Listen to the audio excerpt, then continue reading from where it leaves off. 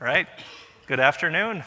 I'm Corey, and I'm the engineering lead for MLflow at Databricks. Yeah, and I'm Arpit. I'm an MLflow engineer. Been here at Databricks for about 4 years. Corey's been here a lot longer. So. Today, we're really excited to walk you through all of the advancements that we've made in MLflow 3 for Genai and for MLOps. I'm going to start off with a little bit of historical context. So at this point, MLflow has been standardizing MLOps workflows for about 7 years. First created by Databricks in 2018, it focused initially on experiment tracking for models and model management at scale. In 2023, with the rise of generative AI in the mainstream, we also provided support for experiment tracking of LLM fine-tuning and pre-training. And now, with MLflow 3, we're announcing a major evolution in the platform, providing first-class support for generative AI apps and agents, alongside all of the existing MLOps capabilities. And we're doing this at production scale. Throughout the talk today, we're going to cover some really exciting capabilities, including real-time tracing for all of your production agents, regardless of where they're deployed or how they're deployed. We'll take a look at the prompt registry for versioning, management, and comparison of prompts across your organization, including governance with Unity Catalog. And we'll also take a deep dive into the generative AI evaluation suite that becomes natively integrated in MLflow 3. This includes LLM judges and customizable and sophisticated human feedback collection utilities. To date, MLflow has become by far the largest and most successful open source MLOps platform, with more than 5,000 organizations building and deploying models at scale on the platform, a vibrant ecosystem of more than 850 contributors, and more than 30 million package downloads every month. And after this talk, I'm really excited to see what you all do with MLflow 3 for Genai. But before we get into features, I want to answer a very naturally occurring question that's probably on some of your minds. MLflow was originally built as an MLOps platform. Like, why would this make a good platform for Genai? Trying to do many things at once. To answer that question, I want to take a look at the MLOps lifecycle, beginning with data collection, proceeding to data processing and featureization, followed by model training and evaluation, and culminating in deployment. If we take a look at this lifecycle, we immediately notice it's quite complex. You have multiple people collaborating, data engineers, data scientists, ML engineers, with a complex stack of tools at each stage. To successfully get a model from development through production, you need to connect all of these disparate sets of tools. You need to enable these developers to work seamlessly together. And this has been MLflow's bread and butter since 2018. Now, if we take a look at the generative AI lifecycle, we do notice a couple differences. The first is, instead of data scientists building models, you have software engineers building applications.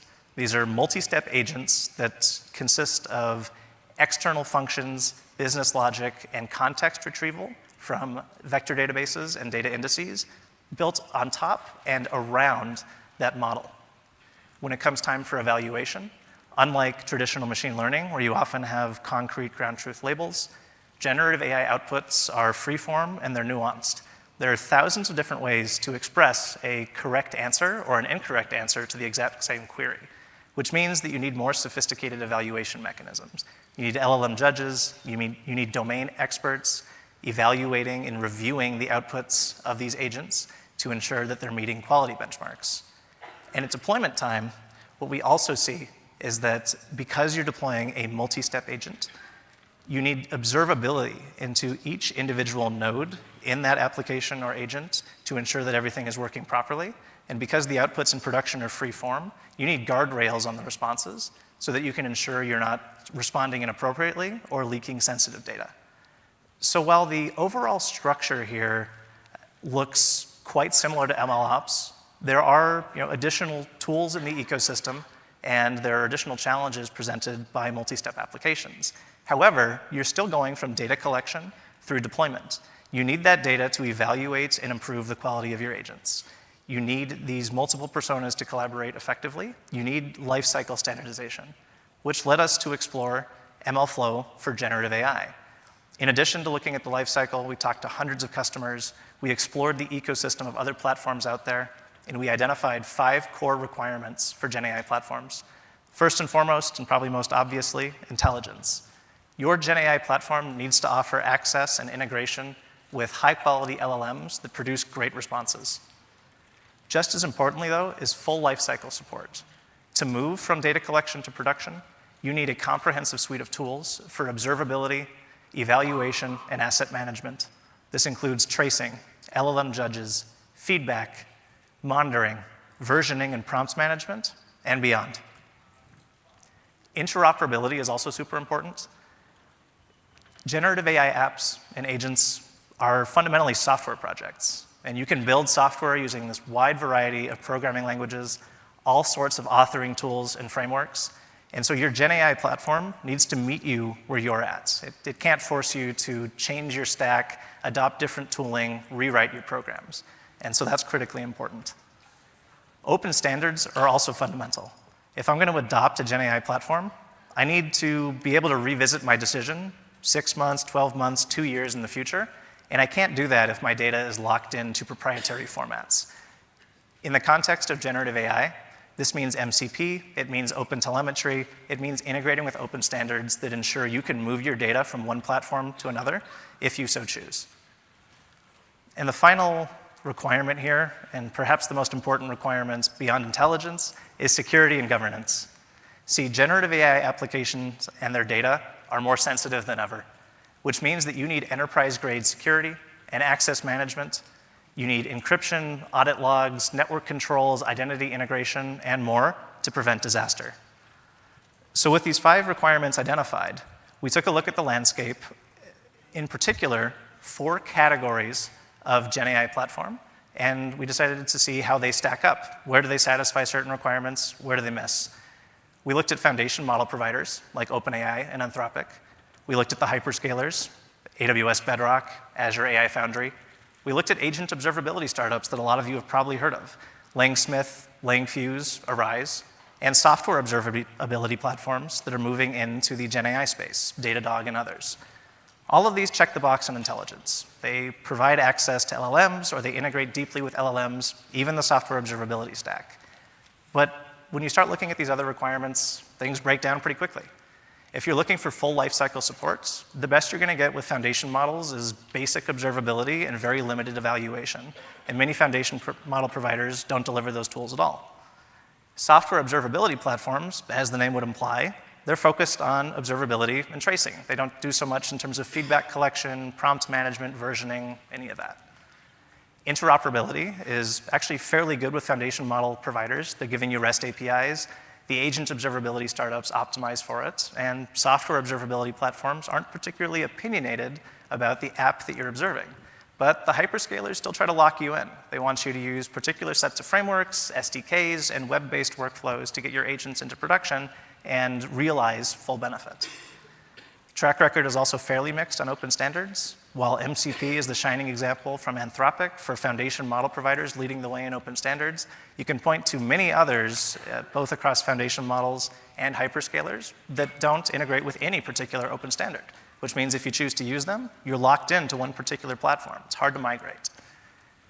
And finally, from a security and governance perspective, there are a lot of boxes checked by hyperscalers, model providers, software observability platforms that are reputable, but agent observability startups, they recommend that you self-host. That's the solution for enterprise security. They're putting that burden of managing and securing a production scale platform on you, the developer or the business owner. So what we see is this landscape is far from perfect. There really isn't a particular category of platform that checks all the boxes, yet these are fundamental to your success securely at scale. Which led us to the question, can MLflow do better? Can we take this MLOps foundation that we built and extend it for generative AI? And we began with the open core of MLflow, and we introduced several valuable capabilities for GenAI that make it a complete platform, including tracing, which provides rich GenAI observability across environments, evaluation, delivering human feedback and AI judge metrics to give you a complete and concrete sense of agent quality and performance, versioning, enabling you to track, manage, and compare prompts, configs, and performance over time, and the AI gateway, which gives you complete control and auditability of every LLM API call across your organization from development through production. Just as MLflow was originally designed for compatibility with any model training or authoring framework, MLflow for Genai is compatible with the entire ecosystem. Pick any programming language, pick any authoring framework or tool, MLflow supports it, providing the tracing, evaluation, and beyond. Not only is MLflow built as an open source platform itself, it also integrates with open standards. We're MCP compatible, we're OpenTelemetry compatible. If MLflow is integrated into your stack, you have the freedom to choose other tools in the future. You are not locked in. And this platform standardizes the full end-to-end lifecycle from data collection through deployment of generative AI apps and agents. On Databricks, MLflow is even more powerful, offering that enterprise governance to secure your data at scale, integrating with the rest of the Databricks data intelligence platform. MLflow underpins the newly announced Agent Bricks feature, AutoML, GenAI fine-tuning, and much more. And with Databricks AI BI and SQL, you're given consistent SQL access to all of the agent performance data and traces across your organization. Now that I've set the stage for MLflow and explained why a historically MLOps-focused platform is an excellent solution in this case for GenAI, particularly on Databricks, let's dive into the core features, starting with the most critical one, tracing. Traces are just as important to understanding and improving the quality of GenAI apps and models as training datasets and test datasets are for classical machine learning. Without traces, you have no way to understand the performance of your GenAI app, and you have no way to improve it. Traces come in through just about every portion of this end-to-end lifecycle. For example, if I'm developing a GenAI app or agent, I need tracing available so I can debug quickly and understand what's going on 10 layers down the stack. And that allows me to get to production faster. Once I move into production, I can't just rely on end-user feedback to catch 100% of errors. There are edge cases that users are not going to report, or even egregious problems that may go unnoticed, which means I need to collect all of the requests and responses and intermediate states and analyze them automatically in real time using sophisticated LLM judge algorithms to be confident that my application is not leaking sensitive data or delivering inappropriate responses. After I hit production, I still am going to need to improve. My first, second, third version are often far from perfect. That means collecting those request response logs, collecting those traces, using subject matter and domain experts to collect valuable labels to supplement those traces, and building evaluation datasets that I can use to test new versions. As I test those versions and grow my evaluation datasets, quality gets better over time. And ultimately, this cycle repeats itself. I run evaluation, I perform development, I promote to production, and traces remain central to the entire process. Now, fortunately, MLflow makes tracing and observability extremely simple for GenAI. There's one API call that you can drop into your existing agent code in Python and get automatic deep instrumentation with more than 20 GenAI frameworks, including OpenAI, Anthropic, DSPy, LangChain, and more. This in particular is a LangChain example. We see that I'm importing MLflow and calling its auto-logging API. Then I can just run my agent or app as is. This will collect traces and seamlessly transmit them to the production scale MLflow tracing backend, where I can then analyze them in the UI. Now, what if I'm not using one of these frameworks? Or what if I'm extending those frameworks with custom or external code? MLflow solves this use case as well, with simple decorators and powerful Python context managers, as well as full TypeScript integration. I can instrument every part of my program, whether or not it comes from a particular framework. Here's an example where I'm decorating a tool call for address validation, and I can immediately see that the inputs and the outputs from every invocation of that tool are made visible in the MLflow UI. Once I've instrumented my app, I've promoted it into production, it's serving traffic, it's collecting requests and responses. These all become visible in the MLflow UI. I can see rich visualizations, including retrieved documents that are rendered beautifully, giving me a very straightforward mechanism for debugging bad documents or retrieval issues in my agent. I can also take a look at in-depth stack traces from MCP tool calls. So any tool call that I'm making with my MCP integrated agent shows up here as well. I can easily identify it by icon or by search API, and this really facilitates quick debugging. Beyond that, these traces don't stop at just execution flow, inputs, outputs, latency. You can also seamlessly send these traces, the inputs and the outputs and everything in between, to domain experts for labeling directly from our UI or API. It's as easy as a click of a button. And as you run automated LLM judges that are integrated with MLflow, which Arpit will be discussing shortly, all of those results are propagated directly to the trace. You can see them side by side. It gives you a complete picture of overall quality, while also giving you a detailed breakdown of everything that happened, so you can map the quality results to particular portions of your trace. Tracing is deeply integrated with the MLflow experiment UI, which some of you may be familiar with from the MLOps offering for models. We've made the experiment a one-stop shop for everything generative AI. You have your traces in there for observability, you have your evaluation results, labeling session management, monitoring, versioning, and prompt management, all in one place. And this extends across environments. For example, as I move into production, I can see all of my production logs alongside the dev and staging traces, analyze them, build dashboards, and curate evaluation data sets, all from a single centralized pane of glass, which makes it much easier than it ever was before to analyze and understand agent performance at scale.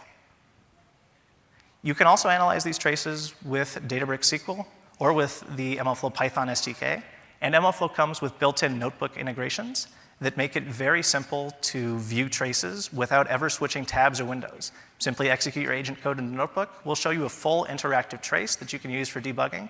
It makes iteration a lot faster. Now that I've covered tracing and demonstrated how fundamental tracing is to agent performance, I want to move on to prompts. Prompts are also a major determining factor in how well your agent or Genai app performs. So it's important to track and version and group these together over time so that you can better understand the trends in performance. Are particular types of prompts performing better than others across your agents? Are there particular failure modes or certain prompts that are responsible for regressions in production? You need those answers, and you need prompt management to provide those insights. In MLflow, we offer a Unity Catalog integrated prompt management solution surfaced directly through that same experiment UI. You can govern all of your prompts with a standardized set of permissions across dev, staging, and prod, and you have total lineage from individual prompts to all of the agents that consume them and all of the traces, all of those execution workflows that use a particular prompt, making it extremely easy to reproduce and diagnose issues related to bad prompts or to understand performance trends. These prompts can be seamlessly integrated into your agent code. Use a simple one line of code, MLflow Genai load prompt, specify the name and the version of the prompt, and pass in your template variables, for example, a query, and that's all there is to it. This particular example demonstrates how I can load a prompt used by an LLM for product Q&A in a chatbot, and then just pass it to an LLM of my choosing, for example, OpenAI's GPT-4o Mini for inference. And these prompts can also be used to populate descriptions for tool calls. You can use separate prompts in the same application and load multiple versions at the same time. It's a very powerful abstraction. I'm also really excited to announce that MLflow is the first prompt management solution to natively integrate with prompt optimizers. Some of you may be familiar with the DSPy framework, which provides sophisticated algorithms for automatically improving prompt quality, removing the need for this manual human-in-the-loop prompt engineering action and pattern that many of you are spending a lot of time on. With a single API call, you can specify a prompt in our prompt management solution, specify the LLM that's used to perform inference with that prompt, give us a data set to optimize over, which you can easily derive from your traces, whether in dev or production, and then a collection of evaluation metrics also built into MLflow that we'll be covering shortly. MLflow will automatically generate candidate prompts using the DSPy optimizer. It will store those prompts as improvements are made back to the prompt registry. You can then compare the results over time alongside their performance characteristics and automate away all of the manual prompt engineering. Here's an example of the comparison UI. No, it's probably a little bit small and hard to see, but the point is that it's very easy to compare prompts across versions. We highlight the differences, and we make it very visually apparent what changed from one version to the next. We also recognize that Genai versioning and application packaging goes far beyond just the prompt. You care about a whole host of other hyperparameters. You're interested in tracking which particular LLMs are being used with a given prompt. You're interested in knowing which version of a vector database you're using to pull retrieve documents, the maximum number of tokens that your end user response can possibly populate. All of these variables need to be tracked together along with source code and the performance metrics that you obtain by evaluating these different versions over time. This is how you can gain confidence that a particular version is good enough for production or perform accurate comparisons. MLflow also makes this really easy. You can package up all of your parameters, links to prompts, code, and link those metrics in addition to linking traces. So coming back to tracing, in addition to that one-liner for auto-logging, I can add a second line called setActiveModel. I'll specify an identifier, whatever I choose it to be, for my version. Every trace that I create, whether this is a production environment or just working in a notebook, is seamlessly linked to that particular agent version. And I can actually see all of those traces directly in the MLflow UI alongside the quality feedback. I can send those traces for labeling. I can compare those traces to other versions. And I can query all of this information through APIs as well, using the simple MLflow search traces capability, pass in the ID of my agent, and I'm off to the races. I can build evaluation data sets on an agent version by agent version basis. Now that I've walked through tracing, prompt management, and agent versioning, I'm going to hand it over to Arpit to take you the rest of the way, beginning with Genai evaluation. Cool. Thanks, Corey. Appreciate that. Before I jump right in to what's going on basically with evaluation and everything, this is an open session. We have 2 mics there, so if anytime anyone has any questions, please don't hesitate to ask. I know Corey covered a lot of awesome stuff, which I hope folks are excited for. Yes? Great. Cool. Yeah, we'll do one quick question, and then I'll move on to the content. Go ahead. Corey, might be for you, by the way. Yeah, it makes sense. Yeah, so I had a question on like production workflows where you may not have a experiment available that would enable tracing. So is that really like handled by the inference table connected to like a model serving endpoint? Is that how that would work? You got it, exactly. So the question being, in particular, if I'm deploying on Databricks, like, do I get my traces flowing directly into my MLflow experiment without having to go through a bunch of overhead, adding configurations, environment variables, all of that? And the answer is absolutely. You give us your agent or Genai application code, you specify an experiment either through our UI or API, the data just starts flowing in. We also persist that data to inference tables or managed catalog tables in Unity Catalog. And you can analyze those with SQL, you can view them in the MLflow experiment UI as well. Yeah. I'll be covering that in a little bit as we actually go in and talk about the deployment step. Before I get there though, Corey did a great job walking us through, how basically data collection, data prep, building works, especially with versioning, providing prompt versions, and getting all of that. But now we go into one of the more trickier parts of Genai, which is evaluation. So what makes this so tricky? Well, compared to classical software, which is generally much more fixed and structured input, how do we evaluate free-formed inputs and outputs? So in classical software, you would write and run code locally, you have unit tests, you have QA testing, and then production telemetry. So for Genai, the first part, at least we can do with prompt engineering and vibe check, where you can see, okay, yeah, I gave it this prompt, seems to answer reasonably. But for unit tests and quality, basically QA testing, we need something more. And that's where we'll go into basically MLflow evaluation and how basically you can use expert feedback as well as scores to make this happen. So as well as actually using this for production telemetry, which we'll talk about with monitoring. So agent evaluation, which hopefully folks are familiar with, is actually now directly a part of MLflow 3.0. So before, we have this MLflow evaluate call that is currently used for both traditional ML and was used for agents as well. And we realized there's a lot of stuff there that maybe makes it a little complicated and stuff. But all we really need are 3 main things. The prediction function. Oh, pressed the wrong button. There it is. The prediction function, the data, and the scores. So the actual function is just the agent you're evaluating. So in this case, it's the GPT-4o. You have basically certain requests. Pretty simple, pretty self-explanatory. And then from there, We can talk a bit about the evaluation data set. In this case, we have both inputs and expectations because we want to have a general guideline for what the expected response should look like. But now the interesting bit that we get into is the actual scores themselves. So for basically this MLflow evaluation, you can specify a score that can return any of a Boolean, a numeric, a string, an assessment, and write any kind of Python you want, which makes it really easy to do any kind of custom logic that you may want to do for your, basically your LLM, and make sure it's being scored on for each trace that comes in. But we realize folks might be like, well, I don't know where to start.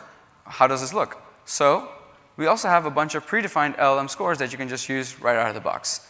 The first 4 don't actually require any ground truths. Most of them are either related to the user's input or are basic objective requests like safety. The last 2 do require basically a ground truth, and then you can use that to compare something like, for example, if we go back a couple slides to the expectations, this can be used as a ground truth to make sure that when I say hello world, you get something along the lines of a response back introducing, the bot introducing itself. So that's within correctness, and then retrieval efficiency will be especially useful if you're running any kind of RAG or you're retrieving any kind of documents, and you want to make sure that they contain basically all the necessary information the user may have asked for in that request. So with that, we can talk a bit more about how you can establish without expectations and with expectations. So with these judges that you're basically using, these LLM judges, you can actually specify guidelines and say, hey, the outputs must be professional, and just give it certain kind of norms to adhere to. Or you can give it direct expectations, for example, the expected response that we saw, and you want to make sure that it actually adheres very closely to the response that you're expecting. This can be especially useful for chatbot scenarios where you know what kind of responses should be done about your company's knowledge base and Q&A. So with expectations makes it very powerful to have an understanding on how your actual app is performing on basically general requests. So how do you actually run this evaluation? Pretty simple. Like I said, you just basically call Genai evaluate, you give it that data, you give it the agent, and then you give it those scores. And you can see that basically now, this is what you'll see in your experiment UI. And right along those traces that Corey mentioned, now you get basically a bunch of assessments, and you can see over here that we have 2 right now, is correct and is professional. So actually, let me go back there. So one thing that you can see, every time I use this laser, it keeps moving the slide forward. Maybe no laser then. So we can see basically for the first one, what is the capital of Mexico? Mexico City. Excellent. That's both correct and is professional. When we saw with the hello world, I wanted to introduce itself in a reasonable way, which in this case it says, what's up, dog? I mean, some may argue that's correct. I think it's not, and then I also don't think it's professional. Whereas the next one, the hello world, and then it asks you basically how it can assist you. Great, both correct and professional. And the last one, what's the capital of India? It says Mumbai. I know a lot of folks like to think that, but it's actually Delhi. So that's not correct, but it is professional. Shout out to all my Mumbai folks in the audience, if there's any. So moving on to basically the expert feedback bit. Those scores are great. They make it very easy now to have automated evaluations that you can run and have a reliable sense of basically what's going on with each of your requests. But you may also want a human to actually go in and say, hey, are these looking good? What does that look like? And we provide 2 avenues to do this. So one, we have the review app. You can just send this over to your expert. They can play around, ask it basically questions, and then they can also provide answers on the guidelines. Did it perform as expected? Other basically assessments and feedback and so on and so forth. You can also start a labeling session on pre-existing traces where the expert will then go and say, yeah, the score did a good job here, or actually, no, this isn't great. And all of this, as Corey mentioned, will be visible on the trace and then can be used to improve your model again. So it makes it very easy to collect both automated LLM as judge feedback and custom expert feedback as well. So with that, what you can also see is that we also make it easy then to take these evaluation traces and form datasets. So evaluation datasets are very powerful. A lot of times you'll create an app, maybe just to start off and test, I want to know basically this Q&A chatbot if it does well in a production environment or even just in my dev environment. Collect a bunch of traces, and now you want to generalize to a bunch of different basically use cases. Well, you can do that pretty easily with evaluation datasets. With evaluation datasets, you can create a new dataset. You can provide basically the schema where you wanted to have it in Unity Catalog, getting all the benefits of governance, lineage, and everything else I'm sure you've heard about Unity Catalog at this point. And then you can populate it pretty easily with all the traces that you've already collected.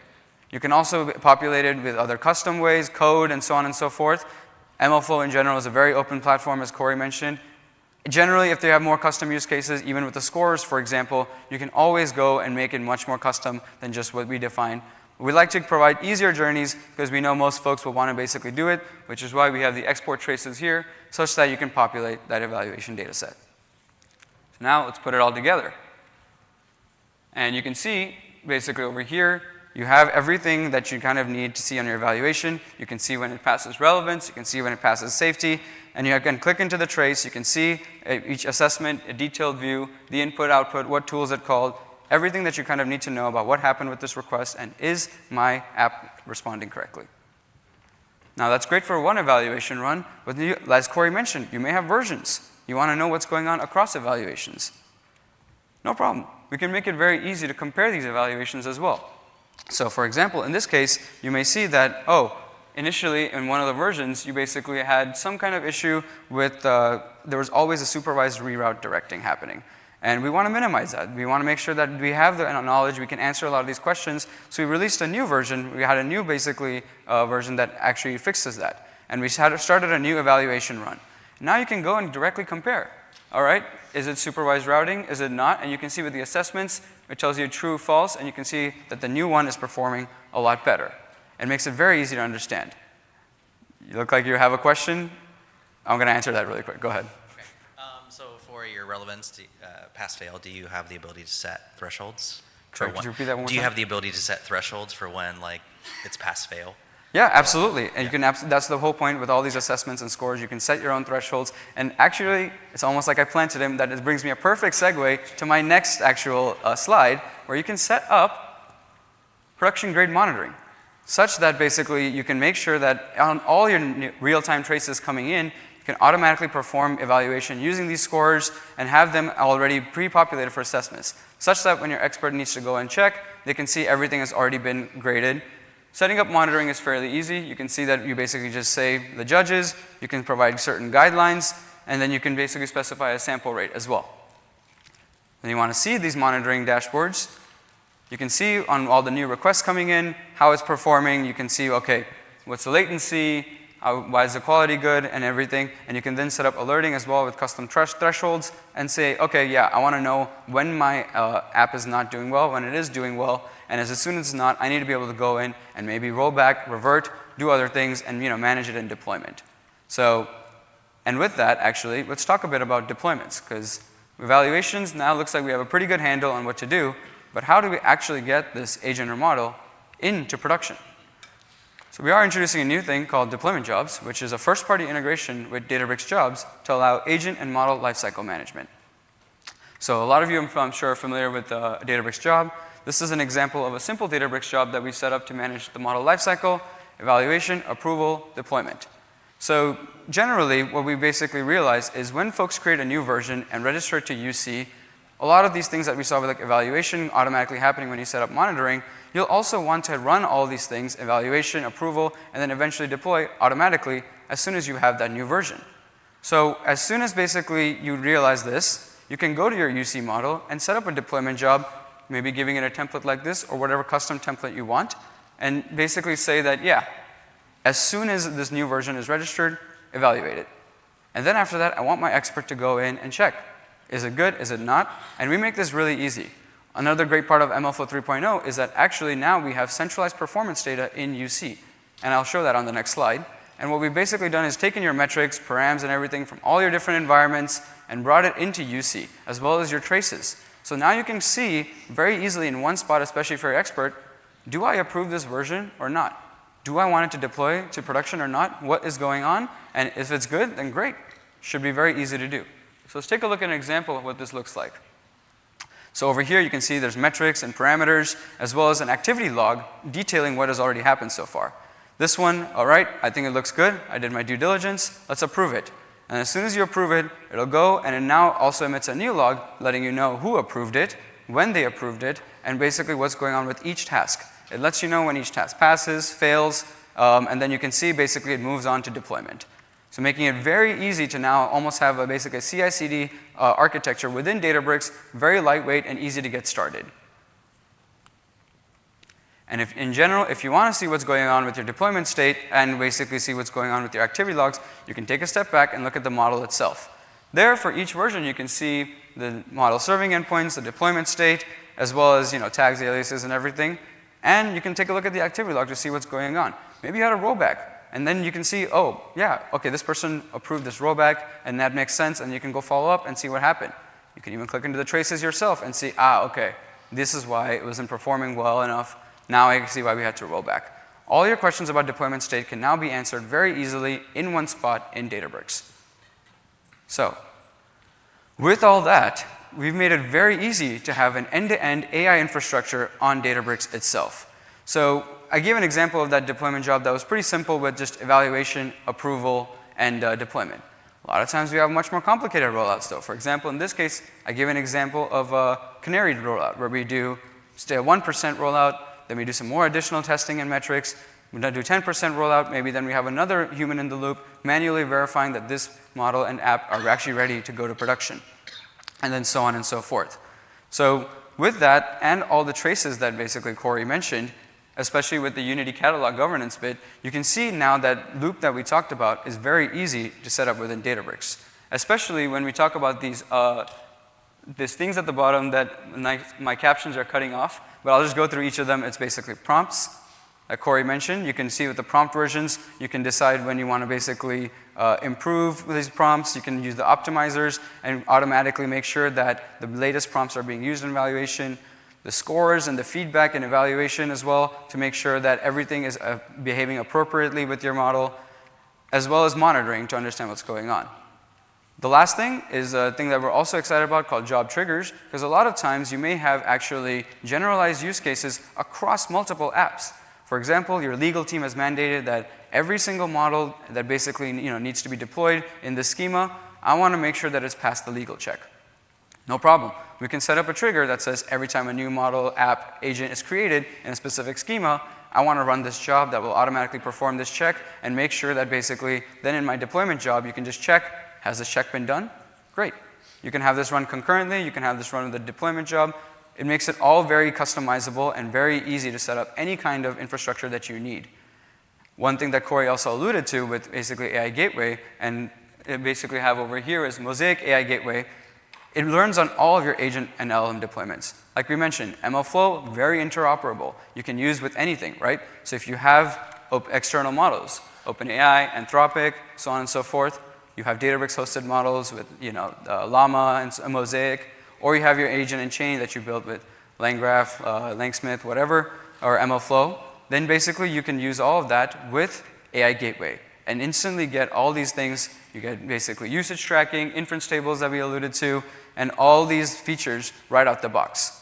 And this makes it very easy so that, in fact, if you want to set up a federated infrastructure with even other connectors, for example, let's say you have a Salesforce agent, sure, you can make that happen too. You can use basically MCP, maybe set up a tool that calls that, and now you get tracing.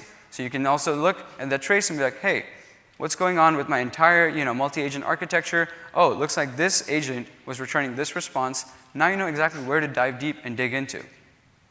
So we've made it very easy to manage this entire infrastructure. But I know we've talked a lot about AI and stuff. What about normal ML and traditional ML?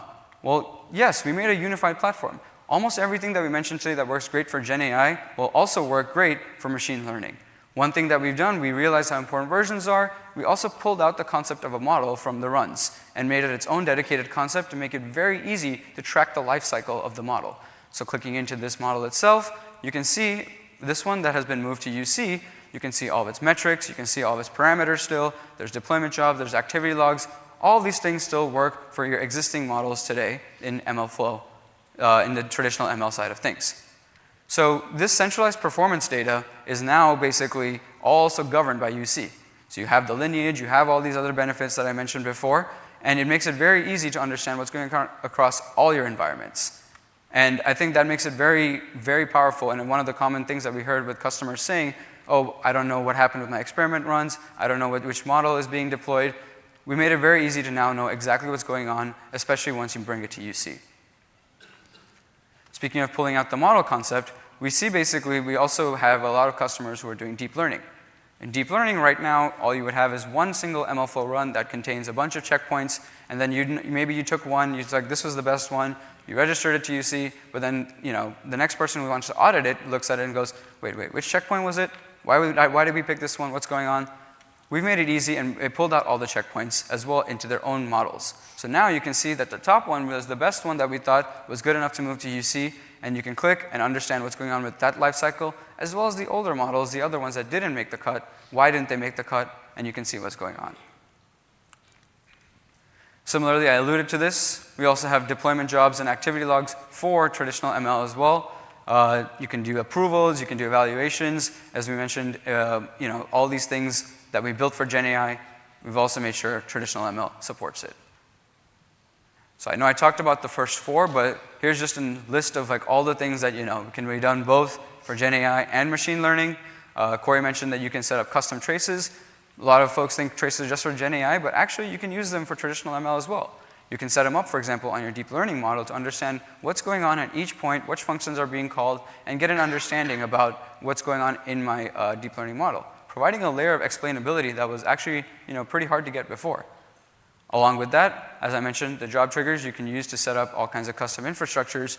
And we also now moved, along with moving the centralized data to UC, we've also made it such that you can actually have all this data available via DB SQL, and you can utilize in your AI/BI dashboards, making it very easy to understand what's going on with your latest models, how they're performing in important loss and accuracy metrics, parameters, so on and so forth, as well as traces. And we already have all these pre-existing ML features, like MLflow 2x has evaluations, monitoring that already work with traditional ML. So now we just made it one easy way to do both Genai and traditional ML seamlessly. Along with being able to do these things with MLflow, we've tried to also make it very easy to do AI and ML in general on Databricks. So I'm sure you've heard about the Agent Bricks announcement. Very big, very exciting stuff. But one thing you'll see is, for example, when you're reviewing, there's traces. And those are the same traces that you see in the rest of MLflow 3. You have assessments, you have basically expert feedback. All the power that you have with MLflow 3 is also now being used across. So it's one centralized way. You can go see what's going on, both in Agent Bricks and in basically MLflow 3. Everything is very easy now to basically reason about and utilize in all your AI apps. Similarly, for fine-tuning, we can still basically use the experiment UI and get all the other benefits from traces, versions, monitoring, labeling, so on and so forth. As well as you'll notice we have this training tab because for fine-tuning you'll have training runs, so then you can actually go and check and as well look at the life cycle of each of these runs and the versions that are basically pulled out from there. Similarly for AutoML, this is also built on MLflow 3. We have basically now all these things that you can use that you were now basically using for AutoML, traces, models being pulled out. You can all basically use everything with, getting started very quickly with AutoML. I know you've been saying you can do all this really quickly and everything, but I really want to make sure that point gets across. And so I'm emphasizing that because everything that you can do with AI and ML on Databricks is now enriched by MLflow 3. And here's an example of some of the other things that you can do with that as well. So I mentioned the first 4, but if you were using infrastructure as code, Databricks asset bundles, MLOps stacks, or the new flavor MLOps stacks, LMOps stacks, all this is also enriched by MLflow 3. You have traces, you have deployment jobs, you have activity logs, you have the dedicated log model concept, centralized performance data, everything. You can set up evaluations, everything can be done through that as well. Similarly with vector search, you have your vector search, you have your retrieval, you can see what's going on with tracing there as well. You understand what documents did it retrieve, why did it retrieve those, how long did it take to retrieve those, all that's available. MCP, like I mentioned, if you make any kinds of tools, you have other things you want to call. You want to maybe set up your Databricks agent as a central orchestrator for a multi-agent architecture, no problem. With MCP, you can set each of these things up as a tool in Unity Catalog, getting all the benefits of Unity Catalog, as well as now being able to see where basically each tool is being called, each agent is called, and all the benefits of that. Your experts can go in and label that with feedback. Just 1 second, let me finish the slide, and then I'll get to your question. and then basically with batch inference as well and AI functions. With AI functions, we make it so, I'm sure you heard about the exciting Lakeflow Builder announcement, which makes it all SQL, and you can use AI functions with that. Great. You also get traces on all of those, because those will use basically model serving.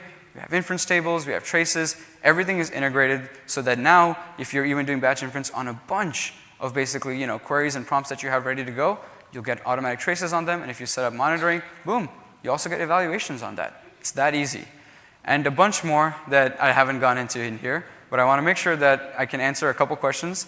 I'm almost done too with the next slide, but let me answer one question before I move on. Yeah, go ahead. Yeah, really excited to see MLOps stacks listed here, and you alluded to some templates earlier in your presentation. Do you think that those templates for agent deployments, I mean, is it integrated within MLOps stacks or another template? Is that what you were alluding to? Yeah, so very exciting stuff. Basically, we have a new flavor of MLOps stacks called LMOps stacks. We can maybe rename that to agent ops stacks. We can see that part's TBD. But we have basically this new functionality available today. If you don't see it, you can always contact your Databricks representative to get started with it. And that should set up basically a bunch of components like a feature store index and all the way ending with the Databricks app that deploys your agent. And then, yeah, that should all be integrated with MLOps stacks. Today, it's not a native option, but soon it will be. So right now, it's still like in beta. So you'll need to, again, probably sign up for that. Awesome, thank you. Cool. So before that, I answer the next question. I kind of want to just circle back to what Corey was mentioning with, what's going on with GenAI platforms these days. So we talked about the foundation model providers. We talked about these hyperscalers, agent observability startups, and the software observability platforms. All of them come pretty close, but there's something that's just generally missing. MLflow on Databricks, we've made sure to build from the ground up to adhere to all of these core principles. We saw that we have intelligence. You can use our Databricks hosted models, you can use your own models, agents, you can use any model that you want to bring in from anywhere and just connect it as an external model, and you have basically access to all of those. Full lifecycle support between prompts, traces, evaluations, everything else that we've talked about today, that entire lifecycle that we mentioned is now covered really well and end-to-end, making it very easy to understand what happened from data prep all the way to deployment. Interoperability. We show it with basically all these icons. We made it very easy so now you can set up all kinds of architectures that you want with anyone else. We're not locked into Databricks. Databricks has always been really good about that. Everything that you have basically is yours, and you can always bring in more, use all the tooling, as well as getting the power of Databricks. With that, we have open standards as well, with MCP and everything else. And lastly, and I touched on this especially, we have security and governance right out of the box. Unity Catalog is very powerful. We have guardrails, we have gateway, we have all these governance tools and all these things that make it such that MLflow really is the best GenAI platform out there.